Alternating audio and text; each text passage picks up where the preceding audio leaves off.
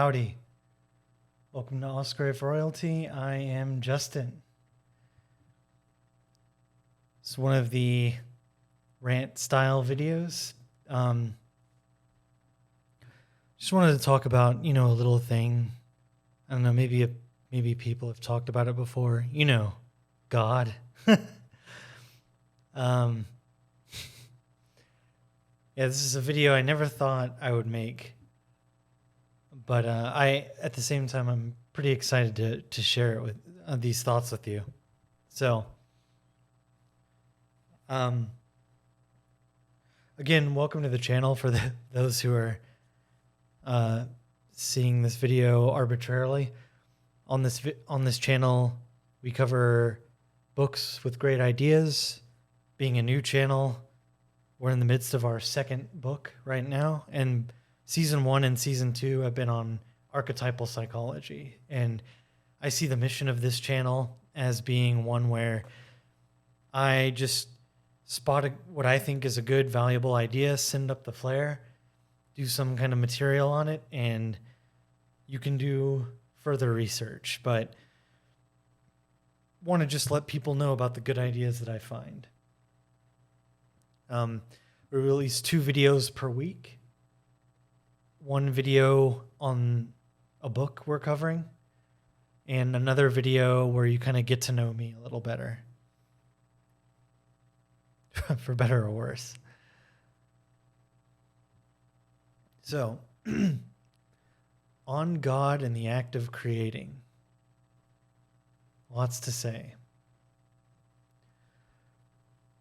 I want to talk about a little bit of background for me.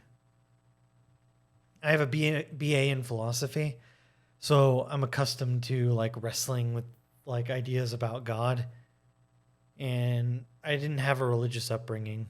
Oh, I don't say that I have a BA in philosophy for any kind of authority. As a matter of fact, having a college degree may be a mistake in general, but that may be a discussion for another time. But I just say it just so you know where I'm coming from. I didn't grow up religious, and religion has never played a significant part in my life. I would consider myself an atheist at the moment, but I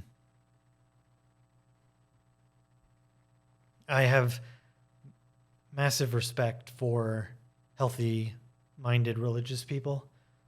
I'm not one of those atheists who feels the need to let everyone know I'm an atheist right when I meet them, and then, oh, you believe in God, it's so cringy. But anyway, on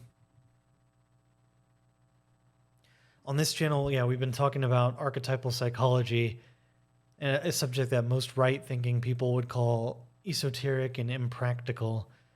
And the irony is that metaphysical questions about God and reality were topics I considered impractical. My thinking was, if God is all-knowing and all-powerful, how can he change the future? Because if he knows what's going to happen, then does he have the power to alter it? If he does, then he doesn't know the future, but then he's not omniscient. Or if he's all-powerful and all-good, why is there evil? Right? Does God have the power to build a wall he can't break? If he does, and he builds it, then there's something he can't do, which means he's not omnipotent. You see the nuttiness and why people laugh at philosophy? Why philosophy is not a serious profession in 2022? It's a shame. People spend their academic careers thinking that these are important questions in the lives of individuals. I got wrapped up in it. And it took Stefan Molyneux to slap me across the face and wake me out of my self-indulgent, philosophical, academic environment of philosophy and say, hey, these are a waste of time. What are called lifeboat scenarios, questions that don't have answers. Like, should you shift a train to kill one person if it's heading on a tracks to kill five? Like, these, like, we have a government, we have a welfare state, we have the rise of single motherhood. Men and women are at each other's throats. There's a skyrocketing of male virginity and a skyrocketing of fatherless homes, of single mother households. Like, we have much bigger questions to answer as a society than these like trolley cart problems is what they're called when shifting the train, to who would you kill, or, would you rob a pharmacy to get the medicine that your wife needs? Is that wrong? Or, oh my God. So kudos to Molyneux for snapping me out of that and setting me on the right track. And,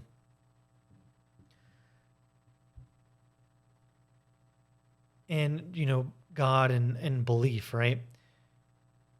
You think about belief and how one's beliefs creates their outer world. You might say, well, that's obvious. Well, it's 2022. Words like belief don't really hold a lot of weight. What is a belief? In our materialist Western sensibilities would say, belief, not belief, did the job get done? Like, I don't care, archetypes, belief, yap, run your damn mouth. Did the task get completed? That's all I care about, So it's not so obvious. I mean, I think, like, in my experience, like, the Greeks and the playwrights, the ancient playwrights, had a saying, I forgot who said it, but one's character is one's faith. Maybe a materialist reformulation of that is a man's character is what he'll produce. Maybe that's another way to look at it. One good thing about that I studied in college was Max Weber in his book, The Protestant Ethic and the Spirit of Capitalism, about how the Puritan work ethic really was a good motivator for producing capitalist society. And I hesitate there because capitalist in 2022 is kind of a charged word, even though it's a very moral word. And I respect the ideas of Ayn Rand and her brilliant comments on capitalism and the Austrian School of Economics with Ludwig von Mises and Hayek and others. Again, don't take my word for it. Go check all this out. I'll have links below in case you're curious.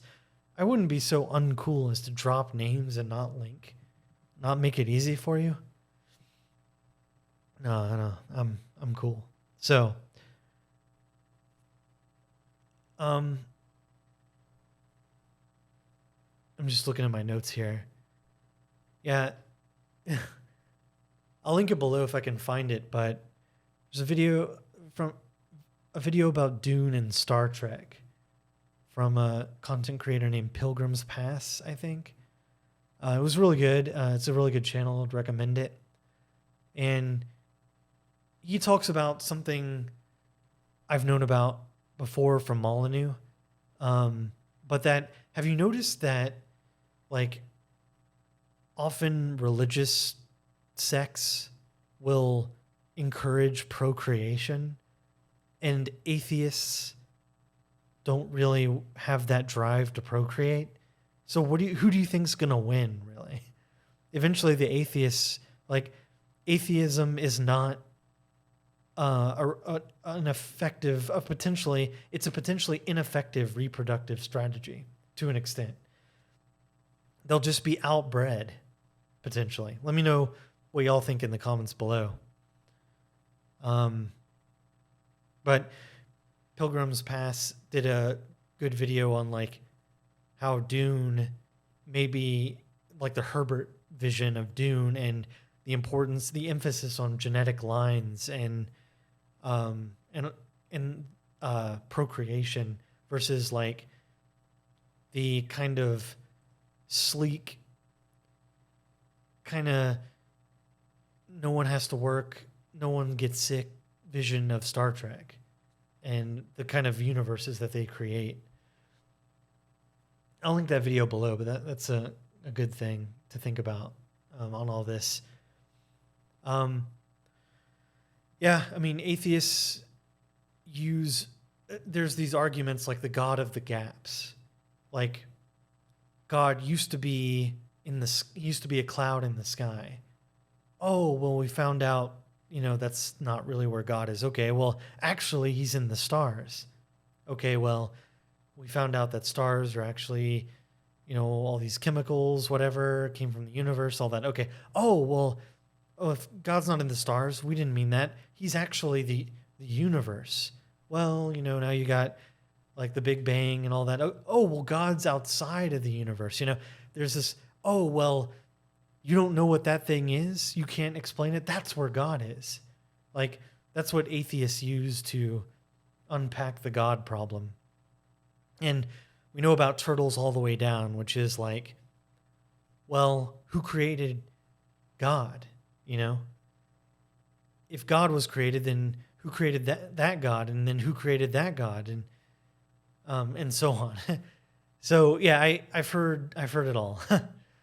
But this was a massive introduction to what I want to rant about. Finally getting to my own thoughts on the matter. And yeah, again, I never thought I'd share these things, but I'll be curious to it'll make clear to me, yes, Justin, you are these are nutty thoughts, but yeah, let me know what y'all think in the comments below. So let's get to this. I have a lot of notes here, so I want to be clear. So I had the thought that among all of God's attributes, being like, what makes God mostly God? Is it his raw power? Is it his knowledge about things?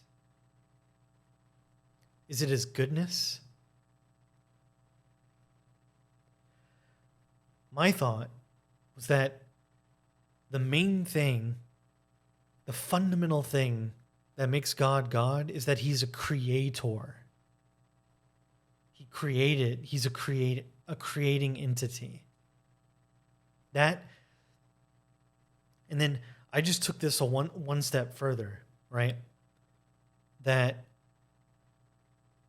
the creation part of his being is the most godly part. AKA, God, if we want to utilize our inner God, if we are like him in his image, then we are more closely attuned to God's image when we are creators, when we are creating. The more of a creator we are, the more godly we are. So, I say, yeah, God made us in his image. This could mean all sorts of things, but I like to think of the creator God who creates. It's the artist, right? Maybe the artist is the closest thing to a God, being that they're closely attuned to the creative process, and the creative process is the most godly attribute. Even more than strength, even more than knowledge, and even more than goodness. So, I had the thought that, I'm sure that all of this is unoriginal, but I'm sure somebody said this before, but I don't know who offhand. But this is just a thought. These thoughts have been building up in me for a while, here and there. So, I like the thought that in order for God to make the Golden Gate Bridge, he first had to create the universe. Right? Through the universe, that would allow for us to be created, and then we can create the Golden Gate Bridge. And I like the thought that God's favorite thing is that he can surprise himself. That while he had authority over tweaking all the conditions of reality, like the particle rotation, the quarks, and all this, he tweaked everything a certain way. But he might not necessarily know what will come of it. And this is called emergence in systems theory. Things that just emerge when based on the rules that you create. Gee, I wonder if this is an important aspect to think about in our relationships, in our governments, and in whatever. It's everywhere. Anywhere there's a system, nature is a system. Where systems collide, there can be emergence. And I'd recommend Nicholas Nassim Taleb. He wrote a book called Anti-Fragile, all about this. So, I remember hearing this story about there's a video game called Devil May Cry. And the whole shtick is about the combat is that the enemies get knocked into the air, and the enemy and the character sort of stay in place while like the main character is doing all these crazy action combos in midair. And the fact that they were staying up there while all this combat was going on is totally unrealistic, right? Well, that's not actually the way the original creators wanted combat to go. They wanted basic physics. But the fact is that while they were creating it, this was actually a bug that they kind of stayed in the air together. But they left it.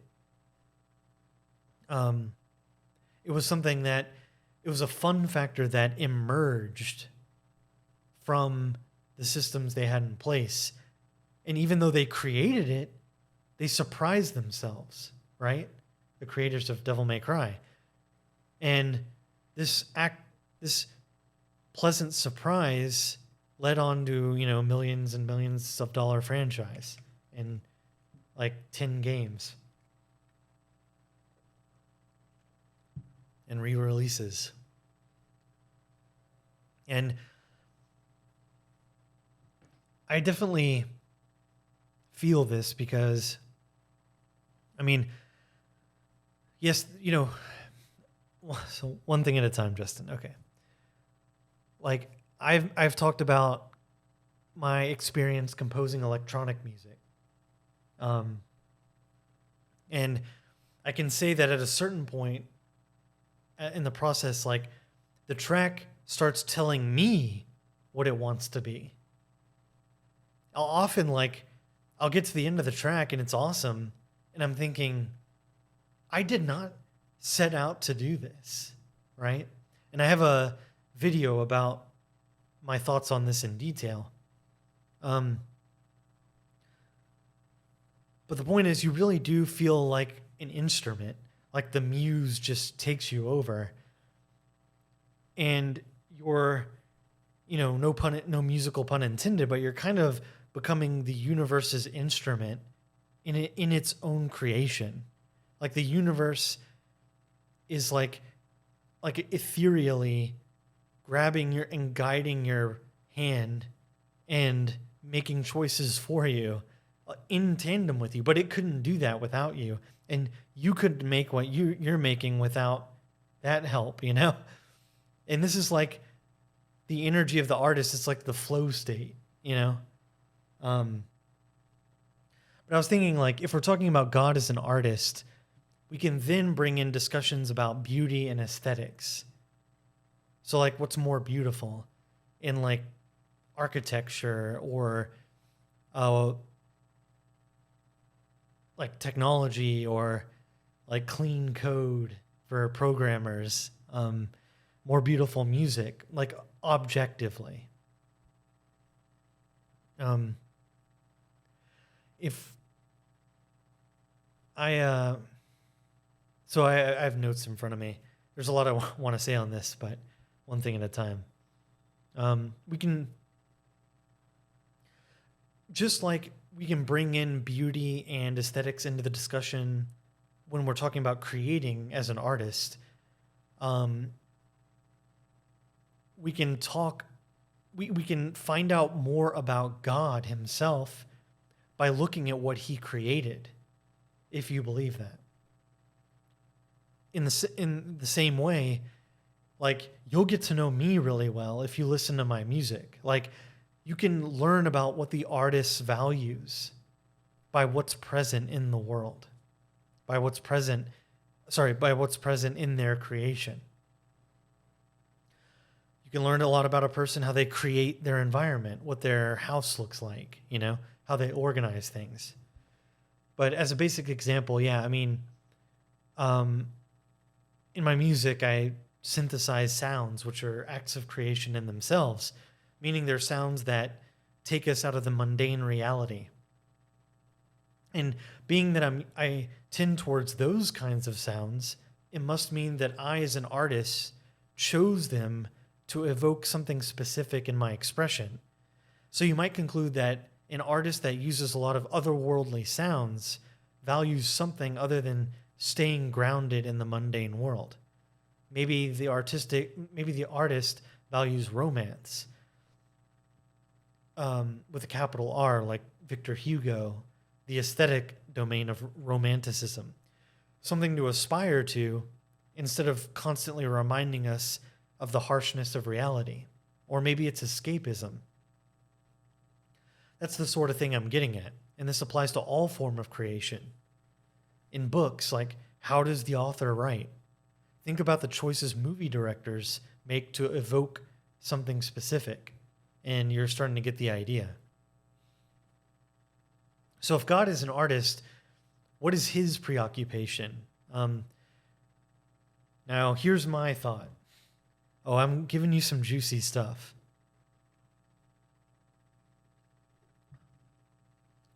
So, bearing all this in mind, what can we learn about God?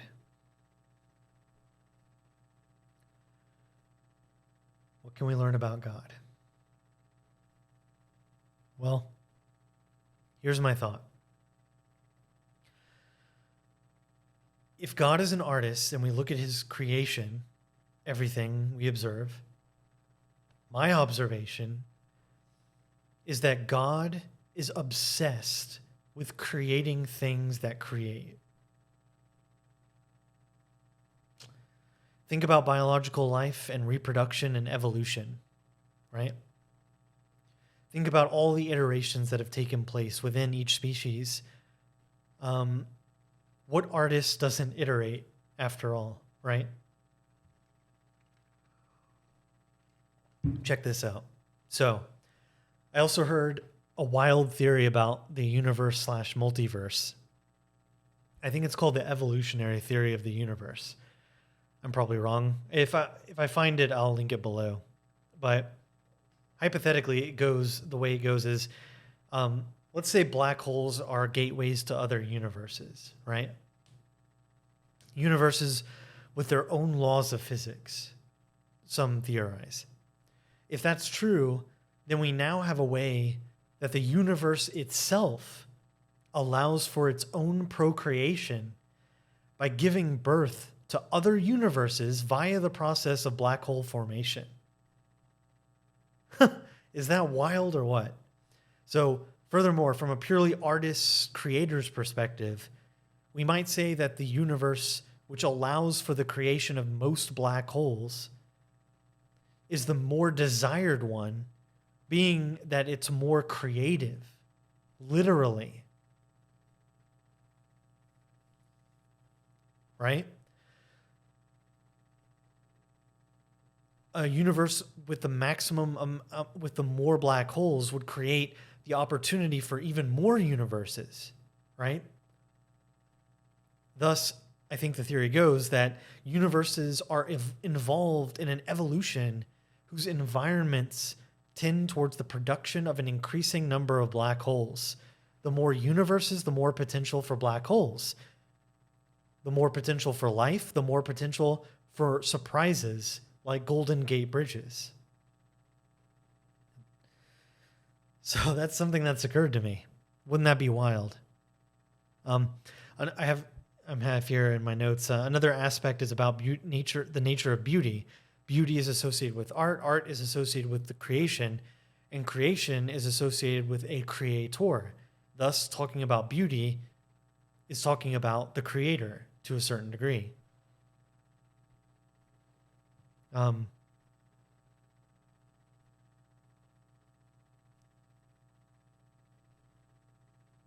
Looking at my notes. Again, yeah, I mentioned earlier. Like, think about how precise the forces of gravity work. Like, how precise the forces of nature work. Nature is actually incredibly constrained. As a matter of fact, think about planet Earth and how constrained it is. Right? It's not, the Earth is, think about how small the Earth is in terms of mass compared to the universe, right? In that way, it's very constrained. It's very small. Think about how constrained where it is in proximity to our sun. It's at this very precise proportion, what they call the Goldilocks zone. A system, the system of the universe and nature, has allowed life to emerge, right? Basically, the thing with the most constraints could be the most beautiful. And like, this makes me think about my own life as my life is my own creation. And this is the application of this kind of theory and this train of thought. Like, yeah, this is all great and everything, but what does this mean for your life? I would say, like, think about your own life as an act of creation. You can create your own life. What life do I want to create for myself? Like, you're your own project, not only outwardly, but inwardly. In the former case of outward creation, I could decide to place a constraint on my life by reducing the amount of calories I eat. The result is something more beautiful, reducing body fat, for example, which I need to do. The latter case of inward creation, and I can't help but think of archetypes, right? What we're talking about on the channel. These are psychic tools that you can use to actually measurably increase your mental well-being. Some people use talk therapy, whatever. This is just a tool. Either it works for you or not. But what you color your psyche with, what kind of media you intake, the shows you watch, everything just gets poured in. What are you nurturing your psyche with? What are you, and think about the act of memory recollection, right? Did you know that you do not recall a memory? Whenever you think about something like a memory, you recreate it. It's an act of creation, right? I have here Robert L. Moore and Jean Bolin, who we'll cover next season, said that each of the archetypes wants all of you, and they're very imperialistic. The archetypes often possess us if we let them and don't make them conscious. By distancing ourselves from the impulses they create in us, we can live more conscious lives. This is the project of individuation entails. This comes from Jung. Just like creating distance between the sounds of music, we need our egos to distance ourselves from the archetypes. Only then will the music happen, metaphorically. A harmonious psyche, you might say. Like making music, you don't have the volume turned up on every single sound to max. You just get hit with a wall of sound. But when you give each type of sound their own space, the drums their space, the bass their space, the leads, the pads, the vocals, their own space, and harmoniously create bits of quiet between them, that's when you get music. Not when you're letting them all roam free. You're just getting noise, right? So, that was a lot. Maybe this is an original thought. I don't know, but I'm really curious to see what y'all think about this. Kind of a different type of video, but I really hope y'all got some food for thought here. Let me know what y'all think in the comments below. And check out my archetypal videos as well if you're new. Catch you in the next one. Bye-bye.